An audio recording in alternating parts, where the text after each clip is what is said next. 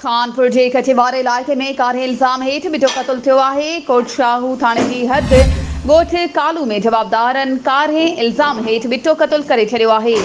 ॻोठ कालू लालेजो में नौजवान शहबान कादरानी जतोई ऐं नारी रुखसाना लालीजो खे क़त्ल करे लाश ॻझगोह में दफ़न करण जी कोशिश कई त इलाइक़नि जे चङनि मुड़सनि पारां लालेजा बिरादरी खे नौजवान शहबान कादरानी जो लाश मालिकनि हवाले करण जो ज़ोर रखियो वियो। जंहिं बाद लालेजा बिरादरी पारां क़त्ल कयल नौजवान शहबान बल्द अली मोहम्मद कादरानी जतोई जो लाश चङनि मुड़सनि हवाले करे छॾियो। नारी जो लाश गुम करे छॾियो आहे। ॿिए पासे राब्तो करण ते सेठो कोट शाहू शौकत अली कुर्सी ॿुधायो त वाक़े जो इतलाउ मिलियो आहे। मां पुलिस नफ़री साण करे वाक़े वारे हंधि वञा पियो। कारे इल्ज़ाम हेठि क़त्ल थियल नारी जो लाश वसूल करे जवाबदारनि ख़िलाफ़ केस दाख़िल करे कार्रवाई कई वेंदी।